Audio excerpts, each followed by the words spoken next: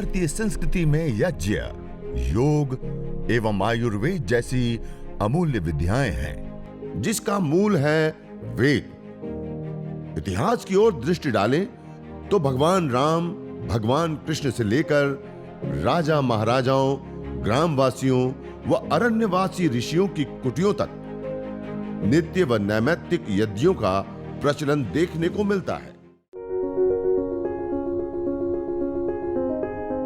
हरिवंश शुक्ला जी है थाने में, उनको हमने बोला माथेरान शिविर में आप आइए। बोले हमारी धर्म पत्नी 2 साल से बहुत बीमार है, उनको छोड़ के हम नहीं जा सकते हैं।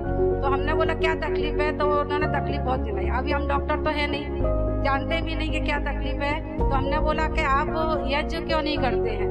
बोलते नहीं आता हमको। तो हमने बोला हम आकर सिखाएं आपको, हम बताएं जितना हमको आता है। तो हम बताते हैं, सब सामान भी लाए। तो बोलते अच्छा लाए। तो वो उन्होंने बताया घर जाकर कि उनकी पत्नी को जो तकलीफ है मनके में, उनको D11 और D12 के बीच में उनको इन्फेक्शन हुआ है। और जब भी उन्होंने डॉक्टर को दिखाया तो डॉक्टर ने उनको बताया इस बीमारी को ठीक होने को 3 से 4 साल लगेंगे।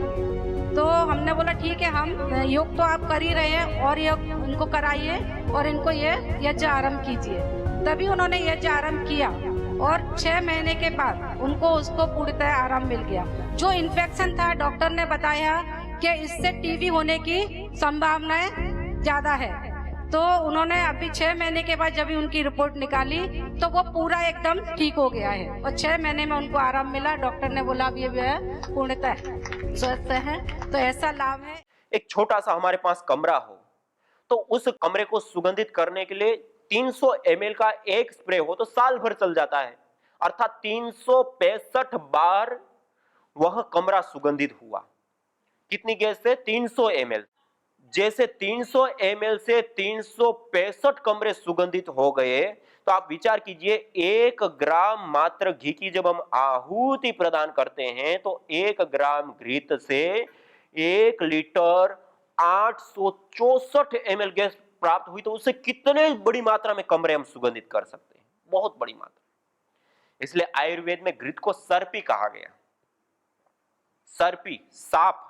आप सब लोगों ने सांप क्या काम करता है? कई लोग कहते हैं डसने का। वो डसने का काम नहीं, अपितु श्वास प्रश्वास की क्रिया के माध्यम से वायुमंडल के अंदर जो जहरीले तत्व है, जहरीली गैसें हैं, उन तत्वों को, उन गैसों को श्वास प्रश्वास के माध्यम से अपने शरीर में धारण करता है और उसको शुद्ध करता है वायु में।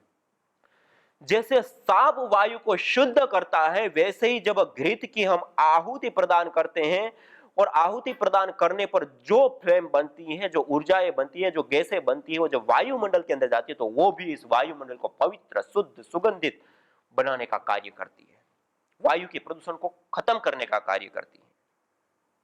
और 1864 गुना, मानी 1 ग्राम घी से इतना होता है। तो आप हर दिन 25 ग्राम 50 ग्राम घी से आप हवन करते हैं तो आप विचार कीजिए कितना गुना गैस बने और उसको आप खुले आसमान में छोड़ते हैं तो कितनी बड़ी मात्रा में वायु को आप प्रतिदिन शुद्ध कर रहे हैं, पवित्र कर रहे हैं, उसके अंदर जीवनी शक्ति का संचार कर रहे हैं।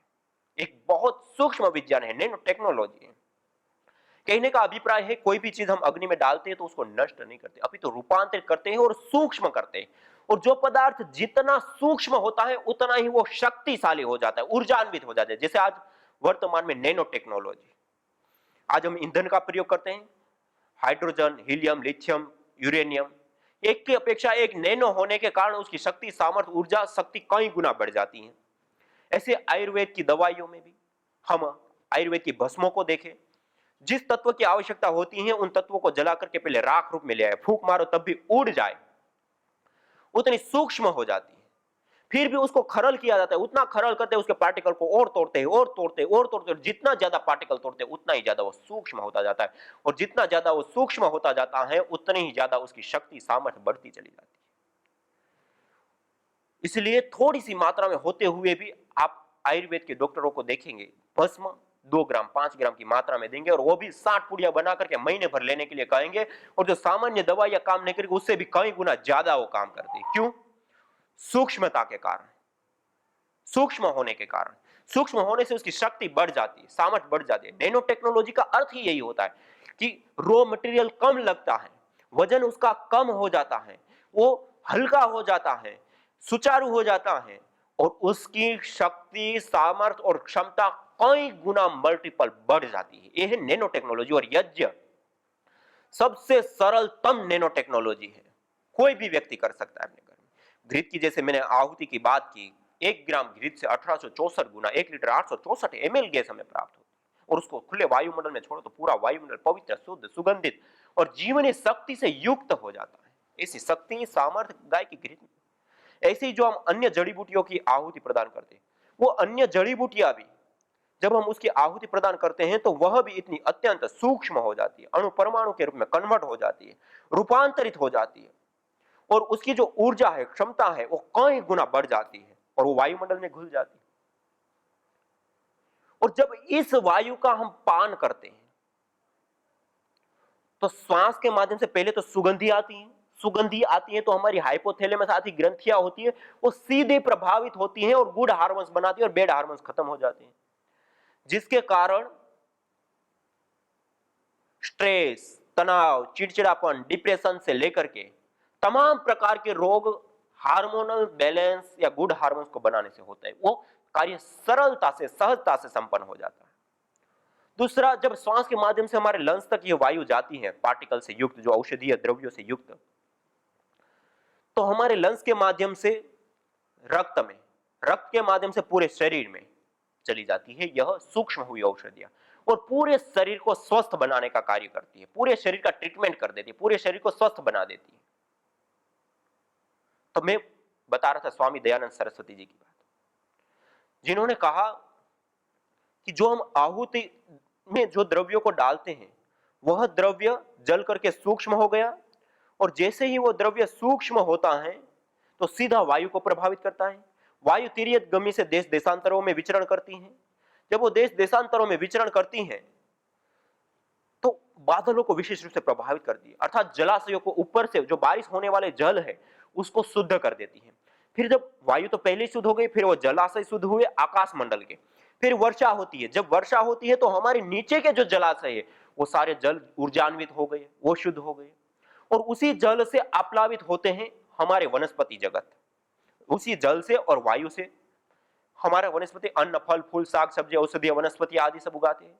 वो विशेष रूप से वायु और जल के कारण अच्छे उत्पन्न होते हैं।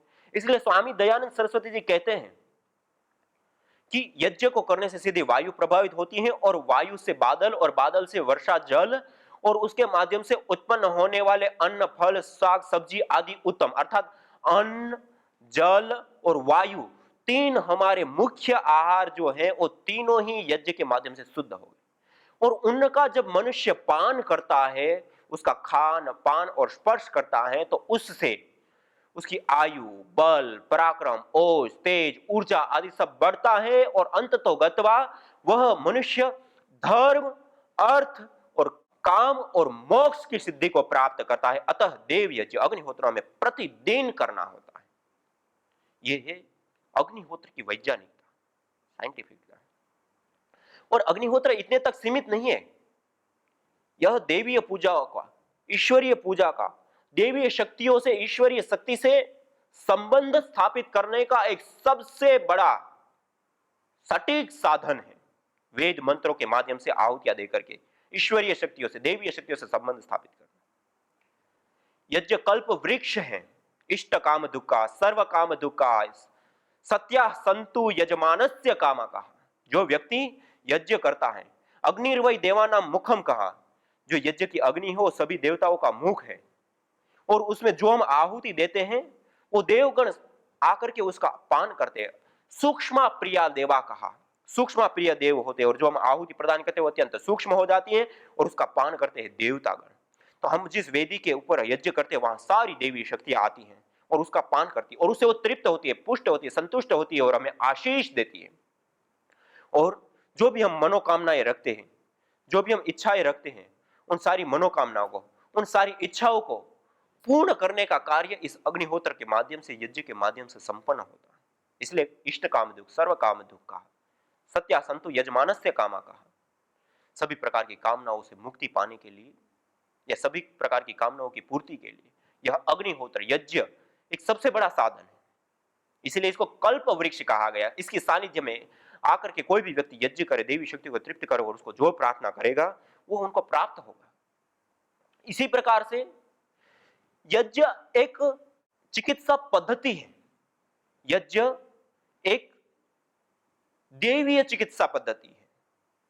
जब हम यज्ञ को करते हैं तो उससे हमारा शरीर तो प्रभावित होता है, जैसे मैंने एक दो बिंदु बताए, ऐसे 8 बिंदु है। 8 बिंदुओं से हमारा तन, मन, प्राण, पर्यावरण, हमारा सौभाग्य आदि सब चीजें प्रभावित होती है। यज्ञ करने से सीधा हमारा पहला स्वास्थ्य लाभ प्राप्त होता है, वायु, जल, अन्न आदि उत्तम होने से और उसका प्रभाव हमारे शरीर के ऊपर पड़ने से। लेकिन उसके साथ साथ हमारे मन के ऊपर भी इसका बहुत बड़ा गहरा प्रभाव पड़ता है। हमारा मन शांत होता है, एकाग्र होता है, डिप्रेशन, स्ट्रेस, तनाव इनसे मुक्त होता है, मानसिक रोगों से मुक्ति पाता है। इसलिए तन और मन दोनों को स्वस्थ करने का कार्य यज्ञ के माध्यम से होता है। जैसे आयुर्वेद ग्रंथों में स्वस्थ की परिभाषा जो बताई है उसको सिद्ध करता है यज्ञ चिकित्सा पद्धति। समदोषा समाग्निश्च समधातु मलः क्रिया प्रसन्नात्मेन्द्रिय मन स्वस्थ इत्यभिधीयते कहा। सम है दोष जिसके वात, पित्त और कफ, समदोषा। समाग्निश्च सम है अग्नि जिसकी, जठराग्नि, धात्वाग्नि और पंच प्राणाग्नि सम है जिसकी, समदोषा समाग्निश्च सम धातु मलक्रिया। और धातु ये रस, रक्त, मांस, मेद, मजा, अस्थि, शुक्र आदि जो धातु है वो भी सम है, सम धातु मल क्रिया। और जो हमारी मल क्रियाएं हो रही है, हमारे नाखून मल है, रोवे, पसीना जिसको मल मूत्र के नाम से जानते हैं वो मल मूत्र, ये सारे के सारे मल है सम जिसके। और प्रसन्न आत्मेन्द्रिय मन स्वस्थ इत्यभिधीयते, और प्रसन्न है आत्मा, इंद्रिया और मन जिसका, स्वस्थ इत्यभिधीयते। और यज्ञ एक ऐसा अमोघ साधन है, उस जब हम हवन करते हैं और औषधियों का चयन हम रोगानुसार करते हैं तो उसकी जब हम आहुति प्रदान करते हैं तो उससे वायुमंडल के अंदर भी वात, पित्त, कफ दोष संतुलित होते हैं। और उसी वायु में जब हम श्वास प्रश्वास आदि क्रियाएं करते हैं तो हमारे शरीर में भी वो सम होते हैं। और इसके साथ साथ पूरी जो स्वास्थ्य की परिभाषा, तन, मन, प्राण, आत्मा सबको संतुलित करने का, स्वस्थ करने का कार्य यज्ञ के माध्यम से होता है। और जब यज्ञ हो जाए तो यज्ञ के बाद यह मेरे पास गुग्गुल है। गुग्गुल एक पेड़ विशेष का निर्यास गोंद होता है। इसको त्रिदोष शामक कहा है। ये पुष्टिकारक भी होता है, सुगंधित भी होता है, रोग निवारक भी होता है। इस गुग्गुल को अंगारों के ऊपर थोड़ी सी मात्रा में ऐसे रखिए और एक मंद सी धुनी उठेगी और एक बहुत ही मनमोहक खुशबू उठेगी। वह विशेष रूप से हमारे तन, मन, प्राण, पर्यावरण सबको प्रभावित करती है। और अथर्ववेद में कहा गया, न तम यक्ष्मा अरुंधते नैनम सप्तो अश्नुते यम भैंसजस्य गुलगुलो सर्वीर गंधो अश्नुते।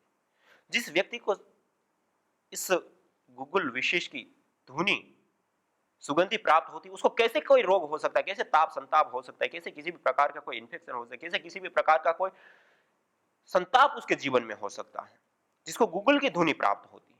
इसलिए हम हर रोज हवन करने के बाद थोड़ी सी मात्रा में से गुग्गुल की धुनी करें। हमारी परंपराओं में गुग्गुल, लोभान, राल आदि की बहुत धुनिया की जाती है। वो स्वास्थ्य के लिए बहुत ही उपयुक्त होती है, अच्छी होती है। उसको हमें प्रतिदिन यज्ञ किया, यज्ञ के बाद अंगारों के ऊपर उसको डाला, उससे उठने वाली धुनी को हम श्वास के माध्यम से, प्रश्वास के माध्यम से हम स्वीकार करते हैं, धारण करते हैं, तो विशेष रूप से स्वास्थ्य लाभ प्राप्त होता है। और आयुर्वेद आदि ग्रंथों में भी बताया है, प्रतिदिन हमें अपने घरों में जो औषधियां होती हैं, विशेष पुष्टिकारक, सुगंधित, रोग निवारक, मेधाकारक, उन औषधियों से हमें इस प्रकार से धुनी करनी चाहिए अपने घर में। तो उससे बैक्टीरिया, वायरस, फंगस आदि सब नष्ट हो जाते हैं, दूर हो जाते हैं और भी कई सारे लाभ होते हैं। उसको आगे आपके सामने रखें। तो मैं कह रहा था कि जब हम यज्ञ करते हैं, वह यज्ञ एक चिकित्सा पद्धति है। तन और मन दोनों को स्वस्थ करने का कार्य यज्ञ के माध्यम से संपन्न होता है। और हमारे सामने जब हमने वेदों का जो वर्णन है उसके आधार पर कार्य करना प्रारंभ किया और जब लोगों के ऊपर अनुभव किए, जो लोग गंभीर अवस्था से पीड़ित थे, गंभीर अवस्था में थे, उनको जब यज्ञ करने के लिए कहा, उन लोगों ने जब यज्ञ किया तो अद्भुत उन लोगों को लाभ प्राप्त हुए। कुछ केस तो ऐसे आश्चर्य हैं, चमत्कार हैं कि कल्पना हमारे लिए बन गई कि ये कैसे ऐसे हो गया। मैं आपके सामने कुछ अनुभव रखना चाहूंगा। एक भाई जिनको पैर में घाव हो गया था, पिछले 8 सालों से सुख नहीं रहा था, कई ट्रीटमेंट किए, कई उपचार किए, ठीक नहीं हो रहा था। और उसके बाद उनको पता चला यज्ञ के बारे में, यज्ञ का प्रशिक्षण लिया और यज्ञ करना शुरू किया।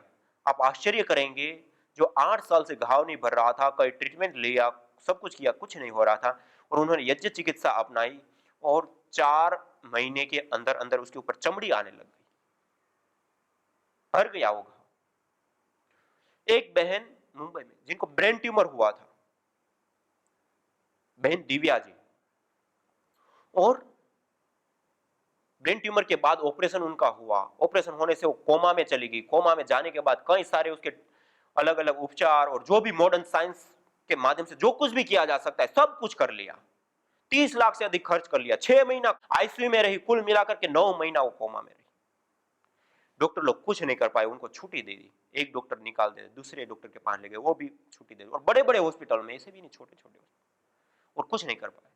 उसके बाद उसके इसी स्थिति में, कोमा की अवस्था में, मुर्दा अवस्था में, लाश अवस्था में, खाने के लिए नली लगी हुई है, श्वास लेने के लिए नलियां लगी हुई है, मशीनें लगी हुई है, पेशाब पानी के लिए भी नलियां लगी हुई है, और मुर्दा अवस्था में उसको घर पे लाए। जिस दिन घर पे लाए उसी दिन से उनके घर में प्रतिदिन सुबह और शाम आधा घंटा यज्ञ गायत्री मंत्र से शुरू कर दिया। आप आश्चर्य करेंगे, जो 9 महीना हॉस्पिटल में रहने के बाद, 6 महीना ट्रीटमेंट उसका आईसीयू में रहने के बाद, और हर प्रकार का मॉडर्न साइंस का जो भी जितना भी आज आधुनिकीकरण है उनका सबका प्रयोग करने के बाद भी उसको कोमा में से बाहर नहीं ला पाई, स्वस्थ होने की तो दूर की बात है। वह बहन 2-2.5 महीने के अंदर उनके कमरे में, क्योंकि वो श्वास प्रश्वास तो उनका हो ही रहा था, तो उनके शरीर के अंदर थोड़ी सी हलचल पैदा होने लगी 2.5 महीने में। 3 महीने में उसकी ऑक्सीजन के लिए जो मशीन है और नलियां आदि लगी थी वो सब हटने लगी, धीरे धीरे वो स्वस्थ होने लगी, और 6 महीने में वो खड़ी हो गई और आज नॉर्मल जीवन जी रही। ऐसे ऐसे चमत्कार सामने आते हैं कि जो मॉडर्न साइंस बिल्कुल फेल हो गया, वैसे केसों को भी इन्होंने ठीक कर। ऐसे और भी बहुत सारे केस है, कोई कैंसर से ठीक हो गया, किसी को एलर्जी की प्रॉब्लम थी, प्रतिदिन यज्ञ करना शुरू किया, वो ठीक हो गई, किसी को कुछ, ऐसी अनेक बीमारियों से हम घिरे रहते हैं, उन सभी प्रकार की बीमारियों से हमें ठीक करता है। मुख्य रूप से मैं कुछ बिंदुओं के ऊपर मैं आपका ध्यान आकर्षित करूं। हमारा जो जीवन चलता है वो चलता है ऊर्जा से, एनर्जी से, शक्ति से। वह ऊर्जा, एनर्जी, शक्ति हम लेते हैं आहार के माध्यम से, और वह आहार हम लेते हैं 3 रूपों में, ठोस, द्रव और गैस। ठोस रूप में हम लेते हैं भोजन, द्रव रूप में पानी आदि, और गैस रूप में हम वायु लेते हैं। अब इन 3 रूपों में जो हम भोजन लेते हैं उसमें सबसे ज्यादा भोजन हम कौन सा लेते हैं? यदि हम दिन में भर की 24 घंटे की हम कल्पना करें तो दिन में 2 से 3 बार हम भोजन लेते होंगे ठोस रूप, 5 से 10 बार पानी पीते होंगे, लेकिन वायु रूप आहार हम 24 घंटा ले रहे हैं, एनी टाइम ले रहे हैं, खाते पीते उठते बैठते, यहां तक कि सो जाते तब भी ये हमारा आहार चालू होता है। अर्थात सबसे ज्यादा हम वायु रूप आहार लेते हैं। इसी प्रकार सबसे ज्यादा जिसे हम वायु रूप आहार लेते हैं, ऐसी सबसे इंपॉर्टेंट आहार हमारा कौन सा होता है तीनों में से? हम भोजन रूप आहार ना लें तब भी हम 3 महीने जीवित रह सकते हैं।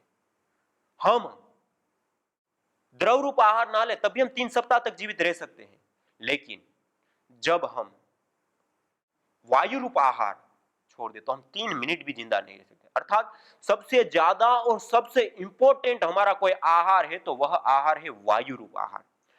और इस वायु रूप आहार को सीधा इफेक्ट करने वाला, उस वायु में सीधा जीवनीय शक्ति का संचार करने का कार्य यज्ञ के माध्यम से होता है। इसलिए जब हम यज्ञ करते हैं तो उससे वायु पवित्र, शुद्ध, सुगंधित, पुष्टिकारक हो जाता है, और उसके कारण से हमारे तन, मन, प्राण, पर्यावरण सब कुछ पोषित होता है, और कैसा भी रोग, दोष, कष्ट, बाधा, पीड़ा कुछ भी है उन सब से हमें मुक्ति मिलती है। ऐसी शक्ति इस यज्ञ में है, और ऐसा ही ठोस उदाहरण मैं आपके सामने प्रस्तुत करने जा रहा हूं। मुंबई में आदरणीय भाई सुरेश भाई जी, जो पिछले कई सालों से यज्ञ के साथ जुड़े, और उस यज्ञ के साथ जुड़ने के बाद उनके परिवार में जो आश्चर्यजनक घटनाएं घटी, स्वास्थ्य से संबंधित मेडिकल खर्च 0%। इसी प्रकार से जो व्यक्ति रोगी हो गए, और ऐसे रोगी जो आप उनका केस सुन करके आपको आश्चर्य महसूस होगा कि ऐसे ऐसे केस भी ठीक हो सकते हैं। और इतना ही नहीं, उन्होंने और भी बहुत सारे ऐसे लोग हैं जो अलग अलग प्रकार की बीमारियों से जूझ रहे थे और कोई उपचार कार्य नहीं कर रहा था, उनको भी उन्होंने यज्ञ के साथ जोड़ा, और जैसे यज्ञ के साथ जोड़ा और जैसे जैसे यज्ञ किया, ऐसे आश्चर्यजनक अद्भुत लाभ उनको मिला। यही छोटा सा यज्ञ अग्निहोत्र करने से, बस खाली विशेष जड़ी बूटियों का हमें समावेश करना। मैं आपके सामने उन केसों को प्रस्तुत करना चाह रहा हूं। मैं आदरणीय भाई सुरेश भाई जी से निवेदन करना चाहूंगा, वो मुंबई से हमारे साथ जुड़ चुके हैं।